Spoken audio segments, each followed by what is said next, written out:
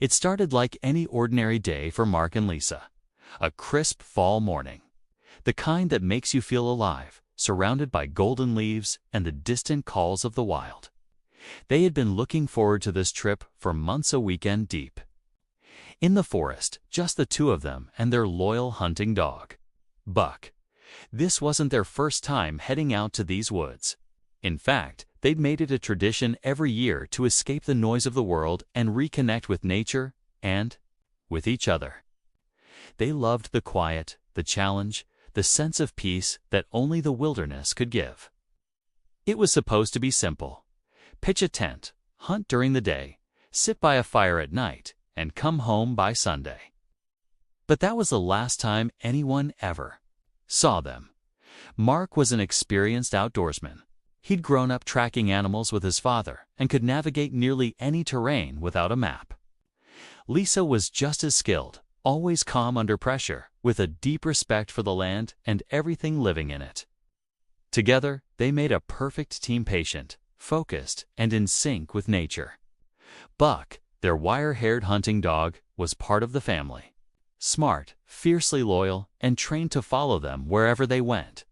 Buck had never left their side, not once in over 7 years. That's what made what happened next so hard to explain. When they didn't return by Monday, friends and family weren't immediately alarmed. They knew how much Mark and Lisa cherished their time outdoors. Maybe they'd extended their trip or lost track of time. But as the days passed with no calls, no texts, and no sign of them, the unease started to grow.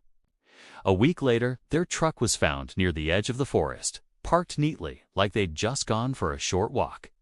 Their gear was gone, which suggested they made it to their campsite. But there were no clues beyond that. No footprints, no campsite remains, not even a torn piece of fabric. It was as if they had stepped into the woods and simply disappeared. Search teams combed through every inch of the area. Volunteers, police, and trained trackers spent weeks retracing trails, checking for signs of a struggle, an accident, anything. But nothing added up.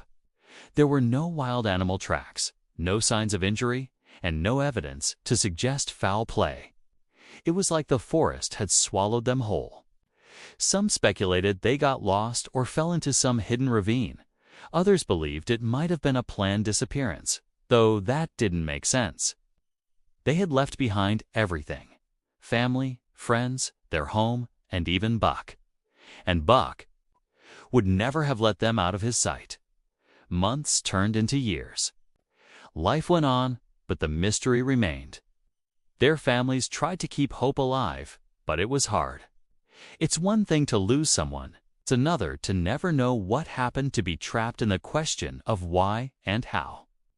Every call from an unknown number made hearts skip. Every report of hikers finding bones or gear stirred up a painful mix of fear and hope. But still, no answers came.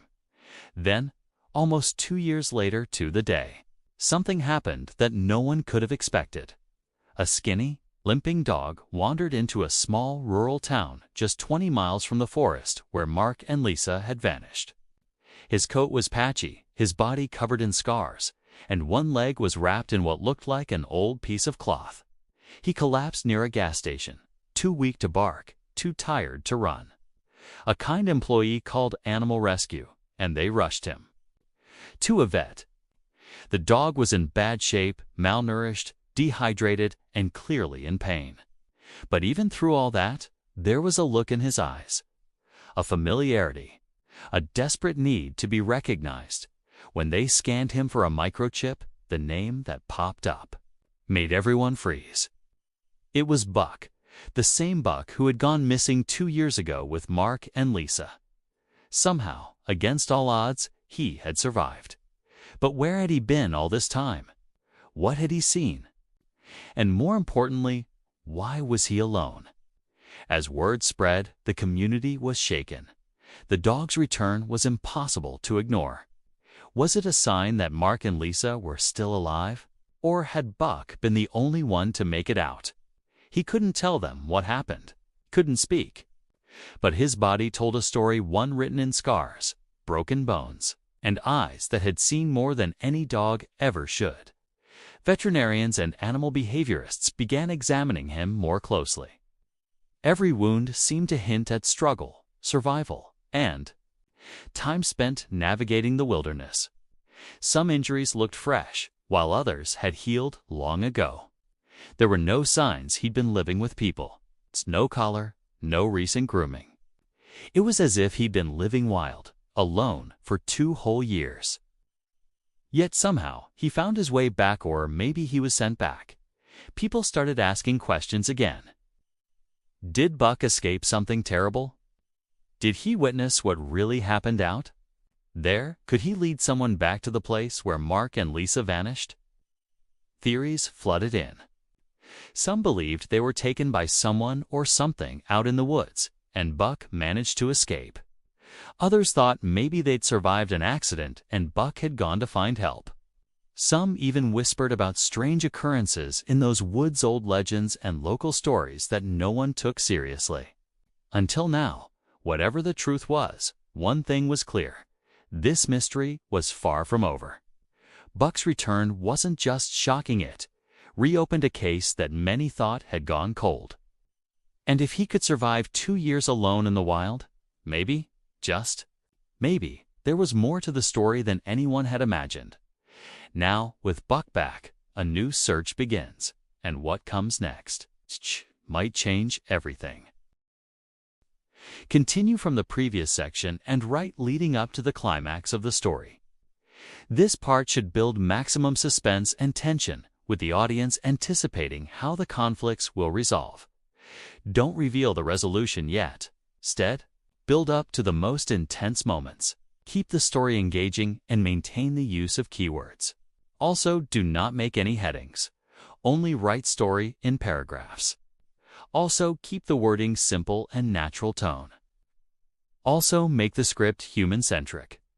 And don't give feel of AI generated. Also, don't create violated content which can affect YouTube policy. The sun rose slowly over the forest, casting long shadows through the thick trees. A small group of searchers stood quietly at the trailhead, gear strapped to their backs, maps marked, radios tested. Buck was there too, calmer now, but still watchful. His eyes locked on the woods like he knew what was coming. Joe, the tracker, knelt beside him, letting the dog sniff his jacket again before leading the team in. No one spoke much. The air was heavy, like the forest itself was holding its breath. They walked in single file, weaving between trees, climbing over fallen logs, and moving deeper into the part of the forest most people avoided. It wasn't long before the silence became noticeable. No birds, no rustling leaves, just the crunch of their boots and Buck's soft breaths. Even the wind seemed to stop. Joe glanced back a few times, making sure no one had fallen behind, but also scanning the treetops. Everyone was thinking about that photo, the strange shape caught in the canopy, and the idea that someone or something might be watching them. Now, back in town, Mark's sister Rachel sat with Lisa's brother, David, at the kitchen table covered in maps, old photos, and stacks of printed emails. They'd never been especially close before the disappearance, but now grief had pulled them together like glue. Rachel had always believed something wasn't right. She knew her brother. If there was a way to reach out, he would have done it. David, more skeptical at first, now couldn't ignore the signs. Buck's return had changed everything. As they reviewed old messages and trip plans, they noticed something strange: coordinates written in one of Mark's old hunting logs that didn't match their usual campsites. He had circled them and written just one word next to it: quiet. They cross-checked it with Lisa's journal and found the same date, but nothing mentioned the spot. It was like Mark had gone there alone, maybe scouting ahead. Or maybe he found something he didn't want to talk about. Either way, it added a layer of mystery to a story that was already too thick to untangle. Back in the forest, the team reached a dense patch of undergrowth that Joe had warned about. The drone photo suggested the structure was just ahead, possibly 500 feet uphill. The ground was soft, uneven, the kind of terrain that could easily swallow someone whole if they weren't careful. Joe slowed down and motioned for silence. He pointed up a break in the canopy. Just barely visible now was what looked like part of a roof built from mismatched materials hidden under a cover of moss and branches. It wasn't a cabin, was more like a shack. And it was definitely man-made. The group stayed low, approaching. Cautiously, no one knew what to expect. Joe stepped forward first, calling out, but there was no response. The shack was built into the side of a hill, half buried, the door hanging slightly open. Joe pushed it with the end of his boot. The smell hit them first musty, damp, and old. Inside, it was dark. There were remnants of someone having lived there.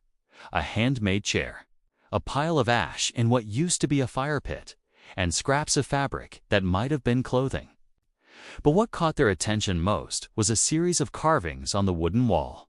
They were deep, almost frantic, like someone had scratched them over and over again. Most were just lines, chaotic and overlapping. But in the middle, there was a single word etched clearly: run. Joe backed out slowly. His hands were shaking slightly now. The others stood frozen, unsure what they had just found. Had Mark and Lisa been here? Or had someone else taken refuge in this hidden place? Whoever it was, they hadn't stayed long or hadn't meant to stay at all. Back at the vet clinic, Buck was restless again. He paced in circles, whining, then sitting abruptly as if waiting for a signal. The vet, Dr. Jen, who had grown attached to him over the past few weeks, noticed something new. Buck had started reacting to a sound of faint, rhythmic clicking from one of the heaters in the back room. Every time it started, he would tilt his head, then back away slowly, growling low under his breath. It was odd, but it reminded Jen of something trauma triggers. Sounds that pulled a memory back to the surface. Whatever Buck had heard out there, it had stayed with him. Something he couldn't forget. Meanwhile, Joe and the team found something else in the woods not far from the shack, half buried under leaves and rocks. A boot, weathered, muddy, and torn at the sole. But it was Lisa's size, and inside was a tiny charm she always wore on her hiking boots, a silver leaf. Joe turned pale when he handed it to the deputy. It was proof she had been there. But again, no sign of Mark, and no clue whether she had left on her own or been taken from that place. News spread quickly. The town was shaken again, emotions running high. Some people called for more searches. Some wanted drones, dogs, helicopters, anything that might bring answers. Others feared stirring up something best left alone. Old stories came back to life. A retired ranger came forward saying that in the late 90s, a similar case had gone cold to hikers. Same area, same silence, same vanishing trail. One of their dogs returned a month later, injured and terrified. The pattern was too familiar now. Too eerie. Back at Rachel's house, she dug into public records, trying to find any information about the shack. Nothing came up. It wasn't on Forest Service plans or private land registries. But when she looked deeper into older land surveys and handwritten ranger logs, she found a single entry.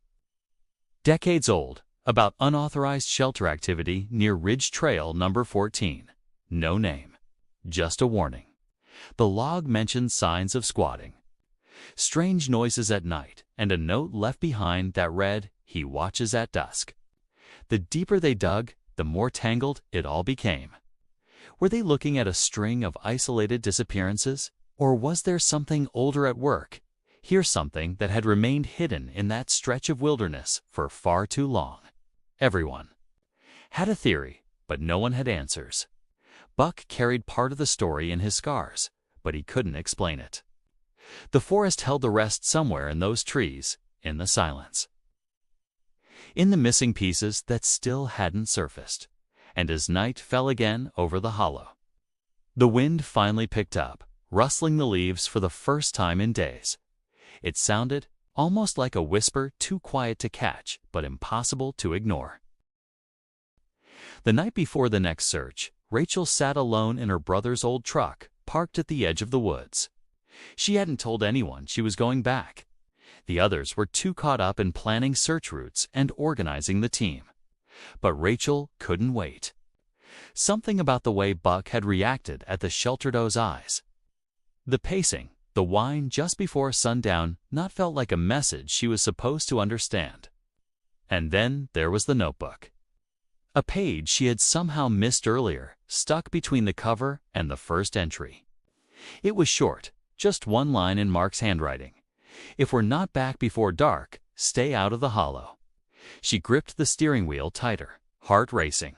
He had known something. Maybe not everything, but enough to be afraid. And he hadn't been the type to scare easily. The air outside the truck had that same stillness the others had talked about. Like the trees were listening, like they were waiting. She opened the door and stepped out, flashlight in hand, the last light of the day slipping behind the ridge. If she could get to the shack before night fully settled, maybe she could find something the others missed. Maybe she could finally understand. Meanwhile, the sheriff's department had sent a drone team to scan the deeper ridge, past the shack into a hollow they hadn't searched yet. Joe had told them stories he'd heard growing up, places where compasses spun and paths changed. Most thought it was just folklore, stories meant to keep kids close to home. But now nothing seemed too far-fetched, especially when the drone feed started glitching. For a few minutes, it worked fine. Dense trees, underbrush, the ridge butt, then came the static. Not complete blackout, just flickers of something moving beneath the canopy. The operator leaned in closer. It wasn't clear, but something was there, just tall enough to stand upright. Just slow enough to almost look like it wasn't moving at all, back on foot. Joe had taken a smaller team toward the location where the boot was found. They were trying to move faster before dark, marking every step, checking for signs. Then one of them, a younger deputy, called out.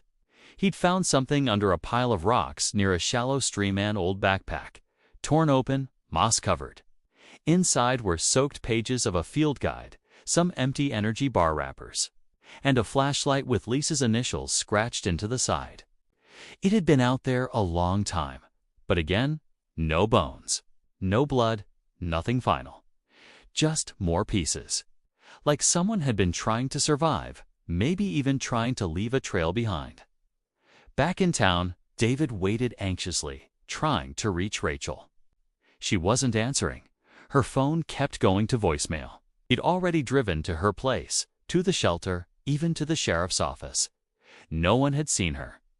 The only clue was her car missing and Mark's keys no longer in the drawer. That's when he realized she'd gone into the woods alone. Panic kicked in. He called the sheriff, begged them to send someone, but the sun was already gone, and the team in the forest wasn't responding clearly. The radios were crackling, voices fading in and out like something was blocking the signal.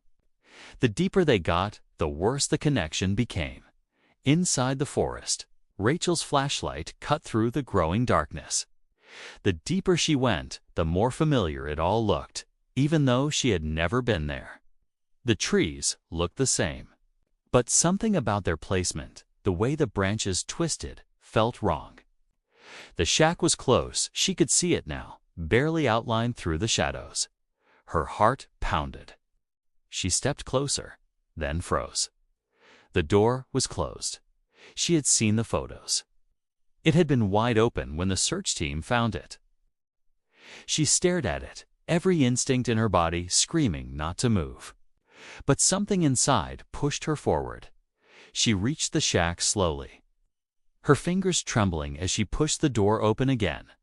The inside looked just as the team had described, except now, in the center of the floor was something new, a small bundle of leaves, carefully arranged.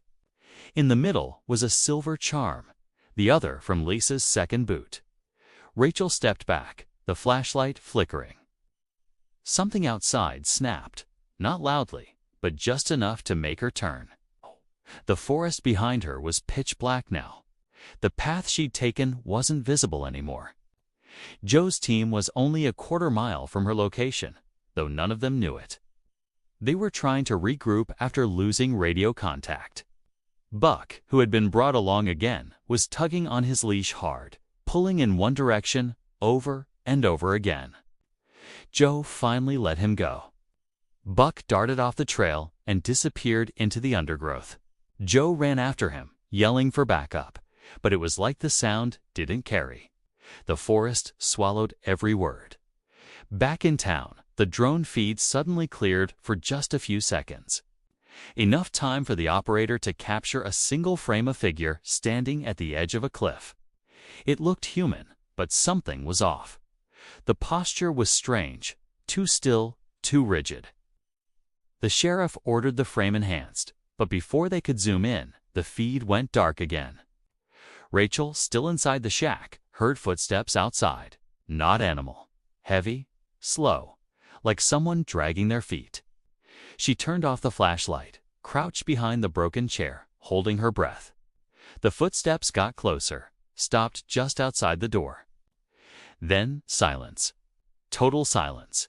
Joe finally caught up to Buck, who was standing in a clearing, staring at a tree. Not barking, not growling, just staring. Joe stepped forward and saw what had caught the dog's attention. On the trunk of the tree, about chest height, were fresh scratches. Not from claws or tools. These looked deliberate, like someone had used sharp stones to carve letters. One word: listen. Then a voice crackled faintly over the radio. A whisper, not from anyone on the team.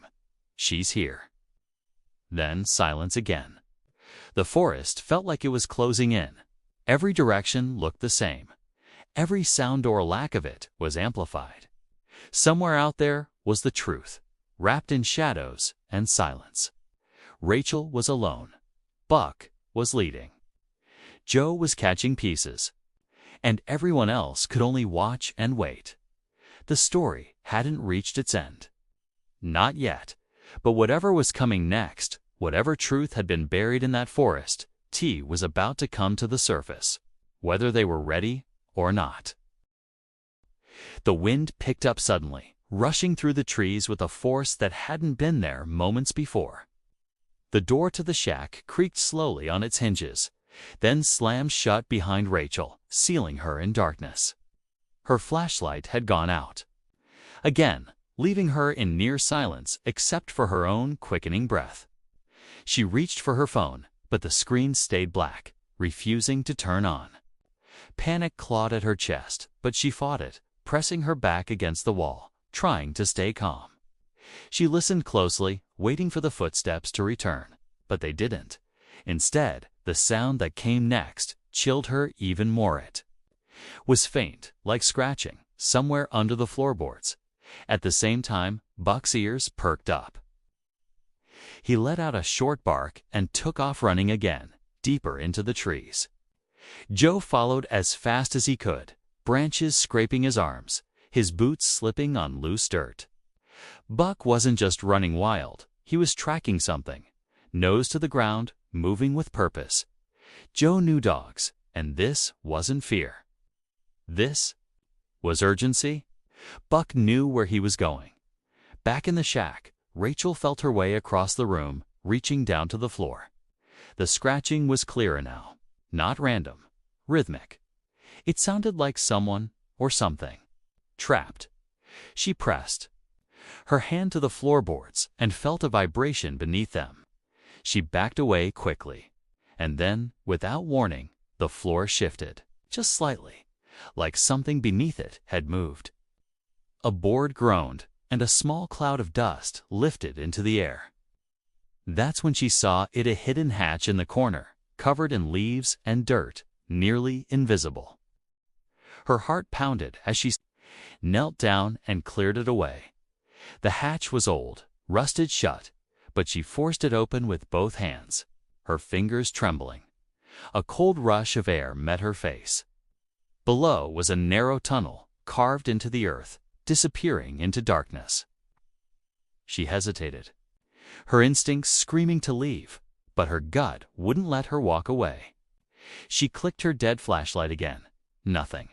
Then, as if on cue, a teased light flickered to life below.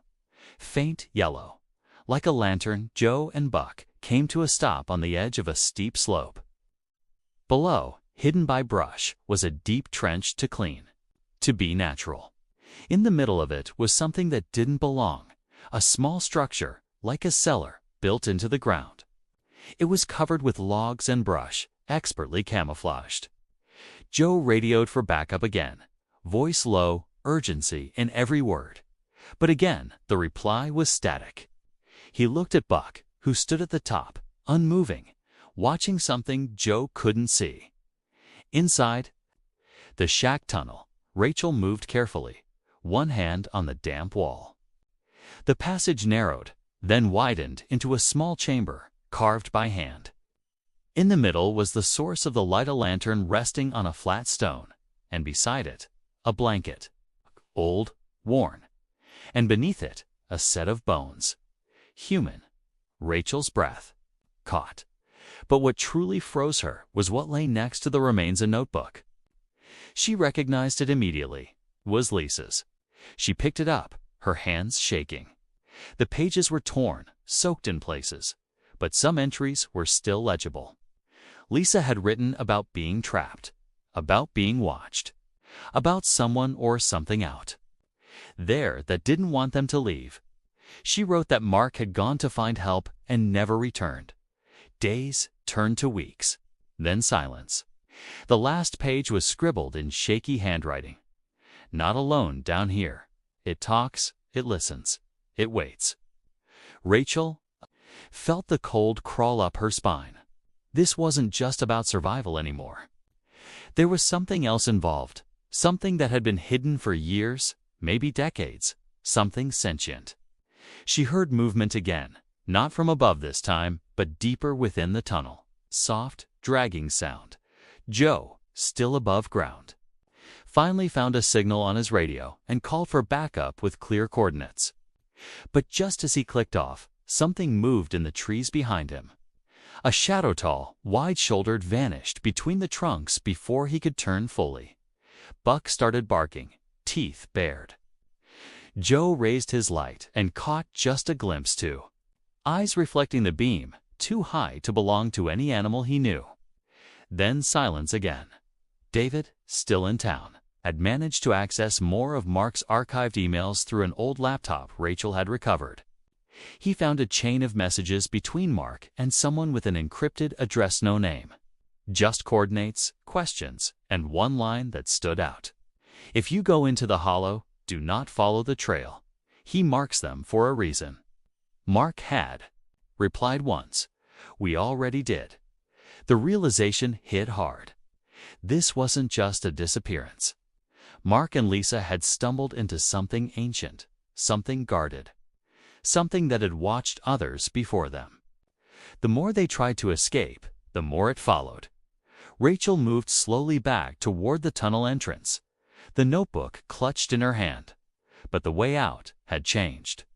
She was sure she had come from the left. But now there were two branches. And behind her, that same dragging sound. Closer now. The forest above had grown darker still, the moon hidden by thick clouds. Joe stood still, listening. He could feel it now, to something wrong with the air, like the pressure was off. He looked at Buck, who was pacing in tight circles, whining now, and then he heard it. A voice. Quiet, barely a whisper, drifting up from the trench below. She's not alone. That's when the second twist revealed itself. Second notebook had been found hours earlier, but hadn't yet been shared. Picked up by a ranger on the far edge of the forest near an old cave entrance. It was Mark's. And his final entry wasn't a farewell. It was a warning. We're not the only ones who disappeared. There are others. They're still down here. Changed. Suddenly, everything shifted. What if Mark and Lisa hadn't just vanished, but had been taken? Or worse, altered by whatever lived in that darkness. What if the forest didn't just hold them, it kept them? Rachel was no longer just trying to survive. Achaia. She might be the only one left to uncover the truth. But something was closing in behind her, and the walls of the tunnel felt tighter than before. Outside, the search team was getting close. The signals were coming back, the lights flickering through the trees. But deep underground, time felt different. And in that moment, as Rachel turned to face the second tunnel path, she understood whatever had been waiting in the hollow hadn't finished yet. The real story was only just beginning. Rachel's hands trembled as she held the lantern higher, the narrow tunnel around her seeming to breathe with each passing second. She took the left path, praying it would lead her back toward the surface, toward air, light, safety. The dragging sound behind her grew louder, more deliberate. It wasn't an echo. Something was down there. She pressed forward, heart pounding against her chest. Each step felt heavier than the last, like the tunnel itself didn't want her to leave above ground. Joe was guiding the rest of the team toward the trench where Buck had led them. The sheriff, now on site, joined in, flashlight beams slicing through the dense trees. One deputy spotted the cellar entrance and called out. Joe responded, but his voice was drowned by a sudden gust of wind. It whipped through the trees like a scream, scattering leaves in every direction. Then, without warning, the ground beneath them shifted. A sharp crack echoed, and part of the slope collapsed inward, revealing a second entrance into the underground network. Joe didn't wait. He dropped to the ground and slid into the trench, calling Buck after him. The others hesitated, unsure of what they'd just uncovered. But Joe's voice rang out again. She's down there. I know it. Underground, Rachel reached another chamber. This one was larger, round, with stone walls carved in spirals, like someone or something had marked it long ago. In the center was a pool of water, still and dark. On the far end of the chamber, barely illuminated, she saw something that made her freeze. A figure, leaning against the wall, motionless, clothes torn and face shadowed. It was Mark Dot. She rushed forward, but something about the way he sat was wrong. His eyes were open, but there was no recognition. His skin looked pale, weathered. He didn't speak. He didn't move. For a moment, she thought he might not even be alive. But then, slowly, he turned his head. His lips parted, and in the faintest voice he whispered, "You shouldn't be here." Rachel dropped to her knees. "Mark, it's me. It's Rachel. What happened to you? Where's Lisa?" He blinked slowly, then looked past her, toward the tunnel. It listens. It learns. It doesn't let go. Before she could ask anything else, a noise came from behind, the dragging again. Closer now, echoing louder through the stone corridors. Mark's breathing quickened. "Go. You have to go." "It followed me here." She hesitated, torn between pulling him up or running. But then, from the tunnel, a new figure emerged. It moved differently. Limbs longer than they should have been, back arched unnaturally, skin stretched tight and pale in the dim light. But the face wasn't monstrous. It was human. Familiar. It was Lisa. Rachel froze. But something was wrong, terribly wrong. Lisa's eyes were hollow, almost vacant, and her movements didn't feel real. They were slow, unsure, like she wasn't fully in control. She stopped in the doorway, tilting her head like she was trying to remember something. Then she spoke, voice flat and low. "We stayed too long. We became part of it." Rachel stepped backward. Mark tried to stand, but collapsed again, too weak. Lisa took another step into the room, her fingers twitching. Behind her, more sounds, echoed footsteps, whispers, multiple voices overlapping, like others were in the tunnels now too. Rachel turned to Mark. "We have to go, now."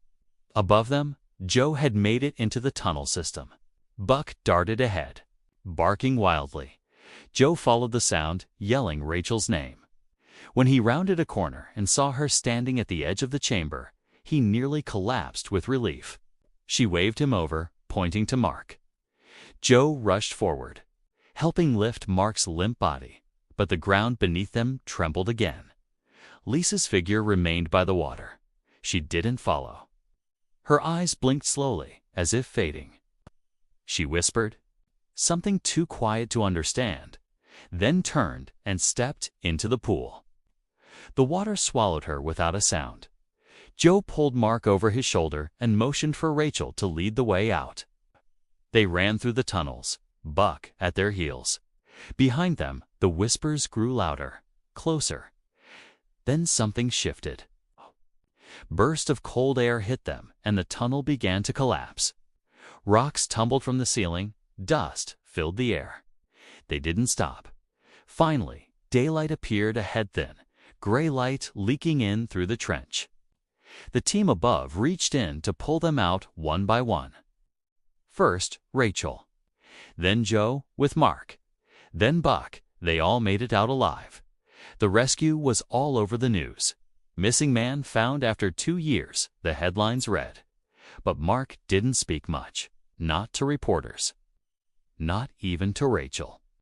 He sat mostly in silence, staring out hospital windows, repeating one line over and over again when asked about Lisa. "She stayed to protect us." Authorities searched the tunnels again, but found them partially collapsed. The shack above had burned. In a freak fire the next day, origin unknown. No one found Lisa, not her body, not her trail, nothing. Weeks later, Rachel returned to her brother's house, trying to piece together everything. Late one night, she heard Buck growling softly near the back door. When she checked, she found a small bundle of leaves on the porch. In the middle was a silver charm Lisa's. That's when she realized the hollow didn't let go completely, it just waited.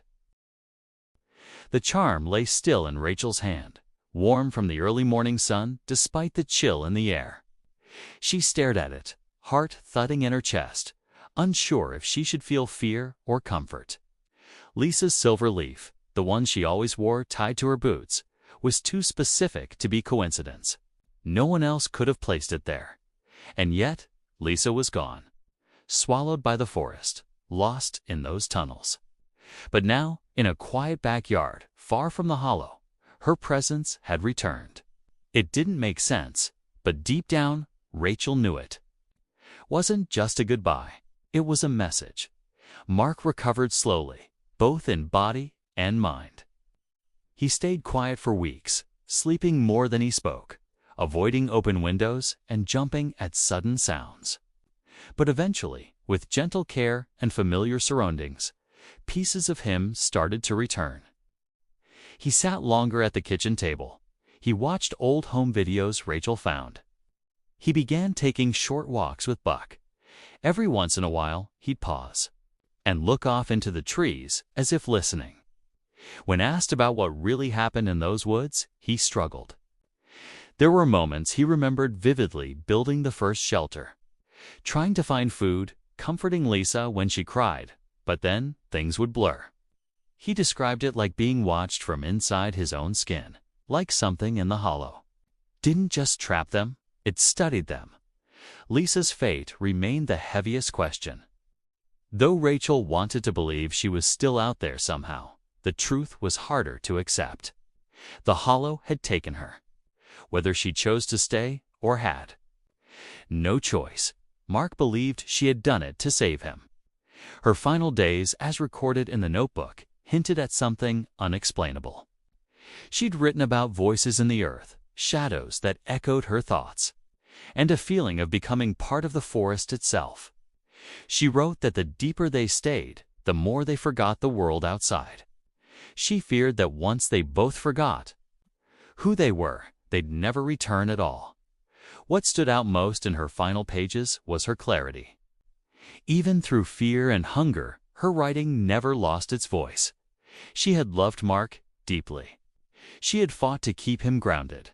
And when he finally collapsed from exhaustion and injury, she had made a choice. She didn't run for help. She didn't leave him. She stayed. The town eventually moved on, as small towns do. The mystery became a story told in hushed tones. Some believed Mark and Lisa had gotten caught in a natural cave system, surviving for a while before losing hope.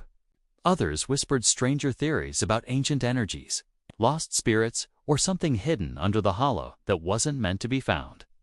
But for Rachel, David, and those closest to the truth, the story was something deeper. Rachel spent months compiling what they found: Lisa's notebooks, Mark's partial memories, drone footage, and reports from the first disappearance cases in the 90s. Patterns emerged, coordinates matched, voices echoed across decades. It wasn't just about Mark and Lisa. The hollow had taken others too. And not all of them had left behind someone like Buck to bring back the thread. Rachel shared her findings carefully through a podcast series and a video journal. Not to sensationalize, but to honor what had happened. She wanted people to know the truth, even if parts of it would always remain in shadow. Buck stayed close. To Mark from then on, they were inseparable. Mark once joked that the dog had saved him more than any person ever could. He had brought him home when no one else knew the way. Some nights, when the air was still and the moon was high, Buck would sit by the window and stare out into the dark, not barking, just waiting. Maybe for a sound, maybe for a scent that would never return in the end. The forest remained quiet, undisturbed. No more searches were launched. The trench and the tunnels were declared unstable and sealed for safety. Warning signs were posted. Trails were rerouted. But those who had been there knew it wasn't about maps or boundaries. The hollow wasn't a place you stumbled into. Rachel eventually found peace in small ways. She visited the spot where they found the first silver charm every year. Left a flower, a note, something simple. Not for closure, because the story hadn't wrapped itself up cleanly, but to remember, to keep Lisa's name alive. Because even if her body never returned, her love, her strength, her sacrifice, they had shaped everything. The final twist of the story came quietly, nearly a year later. Mark had started writing again, short journal entries about his recovery. His memories and dreams that still haunted him. One morning, he left one open on the kitchen table. Rachel picked it up and read his latest words. She was there last night. In the woods behind the house, she looked the same, but her eyes, they were different, not sad, not lost. Just watching, Rachel asked him if he really saw her, or if it was just another dream. Mark didn't answer. He just smiled faintly and looked out the window, the same one Buck always sat near. Maybe Lisa had never fully left the hollow. Maybe, just maybe, part of her had followed them back. The story of the couple who vanished in the woods and the dog who came home had reached its end, at least in the way people tell it out loud. But the forest still stands. And every now and then, someone new hikes near the edges and swears they hear footsteps that don't belong, or see flickers of movement just beyond the trail. Most shrug it off, but those who've lived the story know better. The hollow never really lets go.